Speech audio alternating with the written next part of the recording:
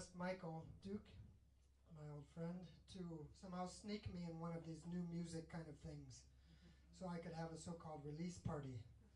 So you are now part of my release party. I felt kind of bad because the guy who put this out for me, we paid for it 50-50, but a young kid from Czechoslovakia, lives in Berlin, an artist, and he's doesn't have much money, and we'd Skype and he'd sit in this sort of very squalid sort of East Berlin looking thing, and he'd have these big glasses and talk very seriously with me and all that stuff, and I felt I owed him at least to have a so-called release. So I'm not going to read long, just a few things. This is called Smoking Nurse. It's 100 kroner. You want one for your grandma or someone else? Go for it. You could probably blow through the whole thing in about 20 minutes. It's not big, profound, or anything else. It was more of like a demo. In the music business, we're getting butt whacked, so I figured it's got to be the same in the publishing business, but I wanted to test the waters. This is called Moth Zeppelin. I am a human being. Not the only type of being, but that type of being. Most fixated, eye-dilated, supersized and hypnotized, tormented and demented by a simple mental habit called desire. Freedom that wants to be freer. Fullness that wants to be fuller. And now this. I have to pee. If I say I want something, I lie. Why do I lie when I say I want something? Is there a thing that comes without its own absence? Desire is the mother of twins, but only accepts one child and fears the other. A beginning that fears its own end, as if it could have existed in the first place without it. But the ultimate end never comes, because that which creates beginnings and endings doesn't stop creating them. What then creates beginnings and endings? I say there, little gray hair, don't look in that old cookbook. Something much, much closer. So close, in fact, it's hard to know whether to laugh or cry. And so here we are, miserable, energetic, spunky little you and I, smiling or frowning, either way, what we say in the darkness of our private thoughts, getting up in the morning, running around all day, doused in distractions, lying in bed at night, waiting for sleep to come, or at least something to come in our dreams. This deep down hunger, revulsion for more or less, and agitation, irritation, mortar ground consternation, uncertain state of the nation. A question in motion when none other than motion itself created the question. I never double guess whiskey or water, but this poem. In awareness, things arise, abide, and cease. Have you noticed? I dressed up in my cowboy outfit to write this with these cold hands. No one wants to suffer, and everyone wants lasting peace and happiness. Have you noticed? Bulging fish eyes, the audience nervously fidgets and backpedals as the poetry improvisation burns Zeppelin down. Everything that is born dies. Everything that dies doesn't quite die the way we think it does. Have you noticed? Moths circle under a street lamp, casting shadows 1,000 times their size. In awareness, nothing is born or dies. Please put that into your next order of cheeseburger, Coke, and fries. Thank you. Thanks a lot. And Michael said he was going to break my arm if I didn't have something that connected with Christmas. So I didn't really have much in this book, but in 1998, when I was going to the Art Academy here, just down the road, I went to India and Nepal on a so-called pilgrimage. You can imagine. Prayer flags blowing in the wind beneath a satellite dish, horns and drums thundering from the monastery next door day and night, hot sun of guest house balcony. Just the facts, please. Where to eat lunch, Hopefully not the place where the waiter must be on cocaine, not that he could afford it, wriggling around our table. Where have you been today, sir? And so we tell him, and he tells us. That's near another holy-roly place where Hindus sacrifice chickens by the thousands. And he makes like a chicken with his arms, and then draws a thin line under his thin chin with laughing smiles until he gradually begins to realize that we're not quite as entertained as he is, and his expression suddenly changes. I no like. But would you like to ride a bike of flower petals fading, jading my view of little beggar boy snot running down his nose as he sticks his grimy little hand into mine, into my griminess? He and me, his and mine, brothers grim, brothers grime, connecting the dots, the black-dotted land-mine line of what is yours and what is mine. My body, my family, my house, my God, my goodness, when goodness turns into woodness, wooden apples in a wooden pie.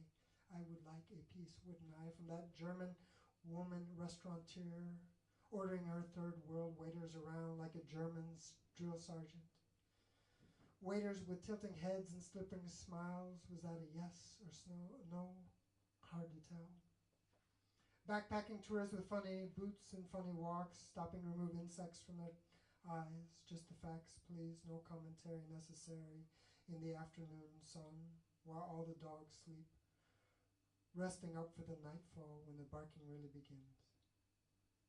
And how utterly gorgeous the Nepalese women look, sitting by the side of the road, in the dust of passing cars, picking lice from each other's long, beautiful black hair as children play in a dusty alley.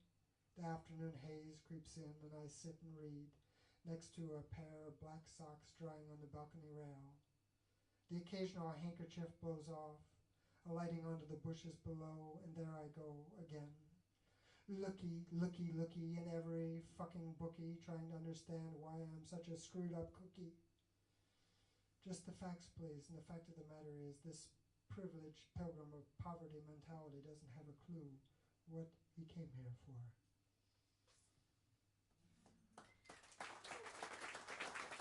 Thank you. I'm not going to read much more. I don't really know how to write haikus, although I've studied the art, but I have my own. It's an own discussion. We'll just leave it there. We call these three-liners. I'm only going to read a few. Or sometimes they're 4 lines, like this first one. Little brown bird, who would have noticed you if you weren't so busy on the big manure pile? The old hunting dog should have thought it strange, his master carrying the rifle, but the shovel? Too cheap to sterilize or pay for the pill, the neighbor farmer drowns all the kittens, just like the last litter. Despite all your promises, I'll hug this bundle of firewood, spring moon. Rowboat, so still the lake, so loud the children's voices. Old floorboards don't waste time worrying about themselves. Dusty art school painting in a darkened sky, tombstone dominoes tipping over, attic corner. Disgusted with myself, I dig its hole, my favorite black lamb. That was called Farmhouse. My wife has a large trundlerloan, one of the kind of wide kind, by Suknadal, Hauke, way up there, where they say everybody's inbred. I don't know. I don't think so. I'd just like to finish up on my last one, if I could just find the sucker. There we go. This is something I cooked together. It's a Tibetan folk tale with a little Lou Reed, and then you just stir it in the pot. I'm gonna tell you something I ain't told nobody before. I'm gonna turn the key and unlock the door to my secret worldly plans. my secret worldly plans, spinning ever faster than the blades of a fan. There once was a man who had a sack of corn. He worked so very hard that his body was all worn. Before he lay down one night in his little mud hut, he hung his sack of corn tied tightly shut. His corn he'd hid so that the rats couldn't get it, and then he laid his bones down on some straw on the ground. And before he fell asleep, he got around to thinking, drunk in his thoughts, drunker than if he'd been drinking, what will I do with that big fat sack of grain that I've worked so very hard for and harbored so much pain? He thought, I'll sell it in the market, and then I'll make myself some profit. And then I'll take that very profit and I'll make some profit off it. Soon I'll be rich. I'll have so much money. I'll wear them expensive clothes and eat them cakes and honey. I'll have a big house with servants and lots of horses. I'll be a big shot in the town, one of its driving forces. With my power and my fame, I'll marry me a wife. And then I'll really have a really happy life. We'll have a child, most definitely a boy. He'll be the apple of my eye, my endless source of joy. He'll be a great man, much more famous than I. What should I name such a one whose fame will rise so high? And just as he thought this, the moon began to rise. He snapped his fingers and gave out a sudden cry. Famous is the moon! Famous is the moon! And he fell asleep dreaming to a song with that tune. But as our friend slept, a rat climbed along the rafter. And he chewed through that rope because he knew what he was after. And that sack fell down on the man's head. And it broke his sleeping neck and he died in his bed. Famous is the moon. Famous is the moon. Until the needle popped his little white balloon. I'm going to tell you something I ain't told nobody before. I'm going to turn the key and unlock the door to my secret worldly plans. My secret worldly plans. Spinning ever faster than the devil's own fan. Thank you.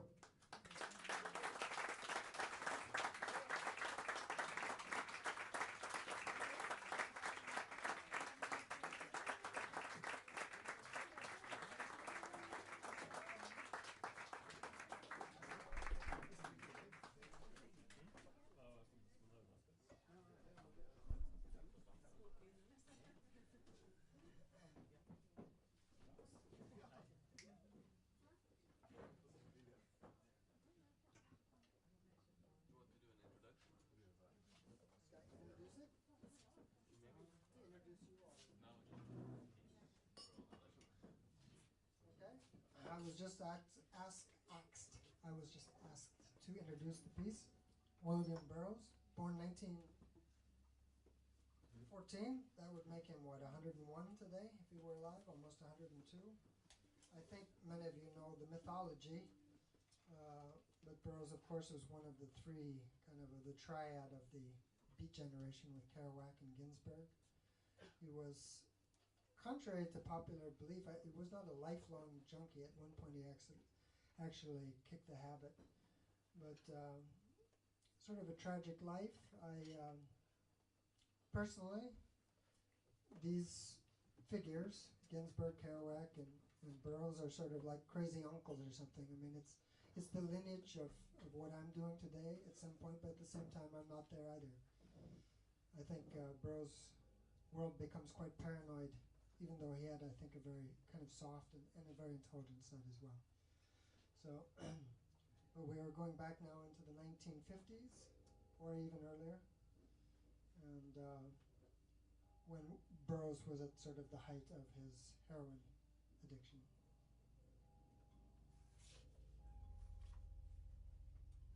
I should say the title, A Christmas Junkie.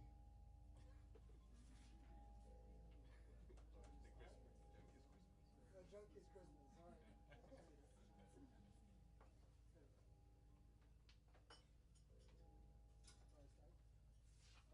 we're just gonna roll it. It was Christmas Day, and Danny the car wiper hit the street junk sick and broke after 72 hours in the precinct cell. It was a clear, bright day, but there was no warmth in the sun. Danny shivered with an inner cold. He turned up the collar in his worn, greasy black overcoat. This beat Benny wouldn't pawn for a deuce, he thought. He was in the West 90s, a long block of brownstone rooming houses. Here and there, a holy wreath in a clean black window. Danny's senses registered everything sharp and clear, with the painful intensity of junk sickness. The light hurt his dilated eyes.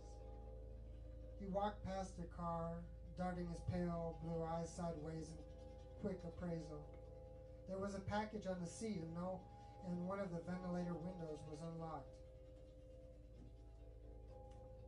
Danny walked on 10 feet, no one in sight. He snapped his fingers and went through a pantomime of remembering something, and wheeled around. No one. Bad setup, he decided. The street being empty like this, I stand out conspicuous. Gotta make it fast. He reached for the ventilator window. A door opened behind him. Danny whipped out a rag and began polishing the car windows. He could feel the man standing behind him. What are you doing? Danny turned as if surprised. Just thought your car windows needed polishing, mister. The man had a frog face and a deep South accent. He was wearing a camel's hair overcoat. My car don't need polishing or nothing stole out of the needle. Danny slid sideways as the man grabbed for him. I wasn't looking to steal nothing, mister. I'm from the South too, Florida. Goddamn sneaking thief. Danny walked away fast and turned the corner. Better get out of the neighborhood. That hick is likely to call the law. He walked 15 blocks. Sweat ran down his body. There was the raw ache in his lungs. His lips drew back off his yellow teeth in a snarl of desperation. I got to score somehow. If only I had some decent clothes. Danny saw a suitcase standing in the doorway. Good leather. He stopped and pretended to look for a cigarette. Funny, he thought. No one around. Inside, maybe. Phoning for a cab. The corner was only a few houses. Danny took a deep breath and picked up the suitcase. He made for the corner. Another block, another corner. The case was heavy. I got a score here, all right, he thought. Maybe enough for a 16th in a room. Danny shivered and twitched, feeling a warm room and heroin emptying into his vein. Let's have a look. He stepped into the Morningside Park and opened the suitcase. 2 long packages in brown wrapping paper. He took one out. It felt like meat. He tore the package open at one end, revealing a woman's naked foot. The toenails were painted with a red-purple polish. He dropped the leg in a sneer of disgust. Holy Jesus, he said, the routines people put down these days. Legs. Well, I got the case anyway. He dumped the other leg out. No blood stains. He snapped the case shut and walked away. Legs, he muttered. He found the buyer sitting at the table at Gerald's cafeteria. Thought you might be taking the day off, Danny said, putting the case down. The buyer shook his head sadly. I got nobody, so what's Christmas to me? His eyes traveled over the case, poking, testing, looking for flaws. What was in it? Nothing. What's the matter? Don't I pay enough? I tell you, there was nothing in it. Okay. Somebody travels with an empty suitcase. Okay. He held up 3 fingers.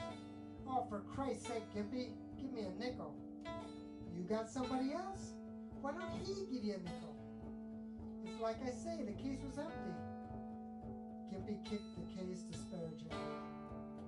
It's all nicked up and kinda dirty looking. He sniffed suspiciously. How come it stink like that? Mexican leather? So what, am I in the leather business? Gimpy shrugged. Could be. He pulled out a roll of bills and peeled off 3 ones, dropping them on the table behind the napkin dispenser. You want? Okay. Danny picked up the money. You see George the Greek? He asked. Where you been? He got busted 2 days ago. Oh, that's bad. Danny walked out. Now where am I going to score? He thought. George the Greek had lasted so long, Danny thought him as permanent. It was good H2 and no short counts. Then he went up to 103rd and Broadway. Nobody Gerald's, nobody thought him at. Yeah, he snarled.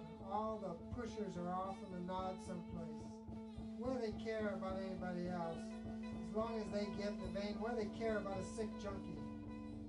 He wiped his nose with one finger, looking around furtively. No use hitting them jigs in Harlem.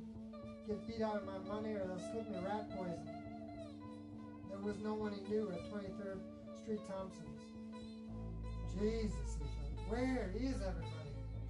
He clutched his coat collar together with one hand, looking up and down the street. There's Joey from Brooklyn. I know that hat anywhere. Joey was walking away with his back to Danny. He turned around. His face was sunken, skull-like. The gray eyes glittered under the greasy felt hat. Joey was sniffing at regular intervals and his eyes were watering. No use asking him, Danny thought. They just looked at each other with the hatred and disappointment. Guess you heard about George the Greek, Danny said. Yeah, I heard. You been up to 103rd? Yeah, I just came from there. Nobody around. Nobody around any place, Joey said. I can't even score for goofballs. Well, Merry Christmas, Joey. See ya. Yeah, see ya. Danny was walking fast.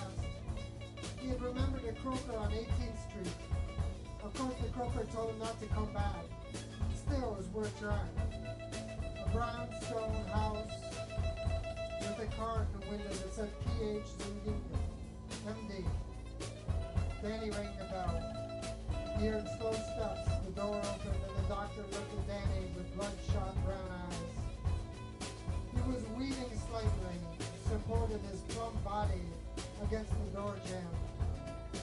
His face was smooth, flattened, the little red mouth slack. He said nothing. He just leaned there, looking at Danny. Goddamn alcoholic, Danny thought. He smiled.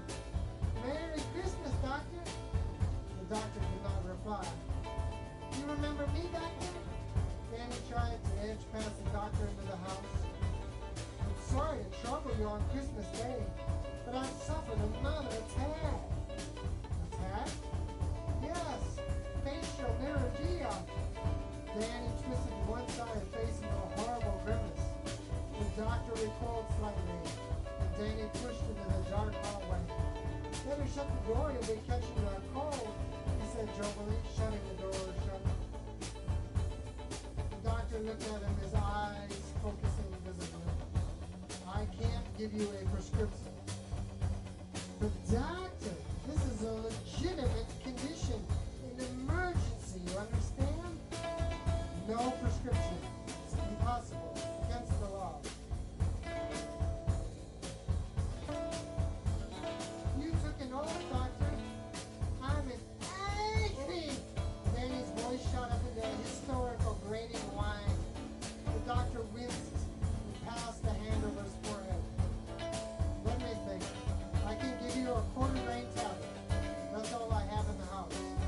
But doctor, a quarter G. The doctor stopped him. If your condition is legitimate, you will not need more. If it isn't, I don't want anything to do with you. Wait right here. The doctor weaved down the hall, leaving a wake of alcoholic breath. He came back and dropped the tablet into Danny's hand. Danny wrapped the tablet in a piece of paper and tucked it away. There's no charge. The doctor put his hand on the doorknob. And now, my dear? But doctor, can't you object to medication? No.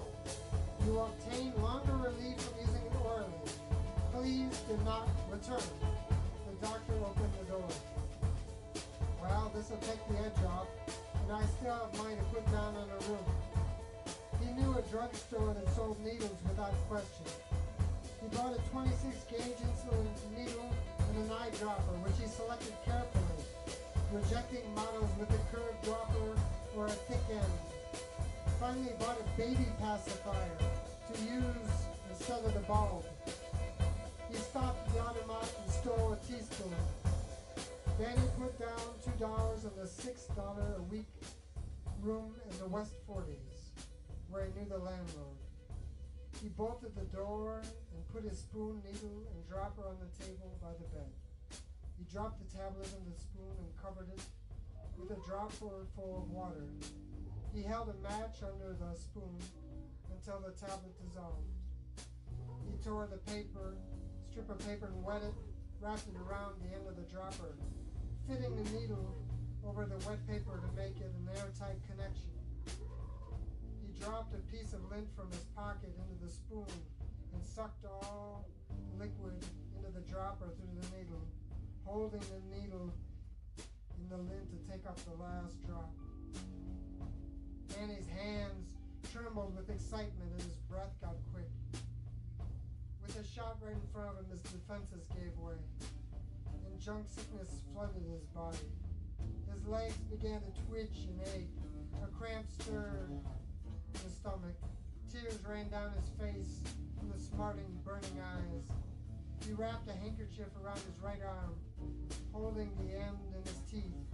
He tucked the handkerchief in and began rubbing his arm to bring out a vein. I guess I can hit that one, he thought, running one finger along the vein. He picked up the dropper in his left hand. Danny heard a groan from the next room. He frowned with annoyance. Another groan. He could not help but listen. He walked across the room, the dropper in his hand, and inclined his ear to the wall. The groans were coming at regular intervals. A horrible, inhuman sound pushed out from the stomach. Danny listened for a full minute. He returned to the bed and sat down. Why don't somebody call a doctor, he thought indignantly. It's a bring down. He straightened his arm and poised the needle, and tilted his head listening again. Oh, for Christ's sake! He tore off the handkerchief and placed the dropper in a water glass, which he hid behind a wastebasket. He stepped into the hall and knocked on the door of the next room. There was no answer. The groans continued. Danny tried the door. It was open.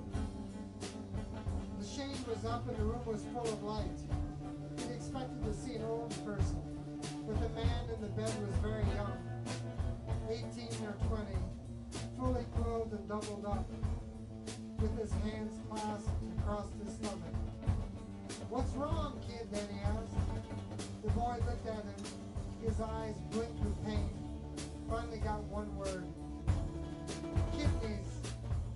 Kidney stones? Danny smiled. I don't mean, it's funny, kid. It's just, I faked it so many times. I never saw the real thing. I'll call an ambulance. The boy bit his lip. Won't come. Doctors won't come. The boy hid his face in the pillow.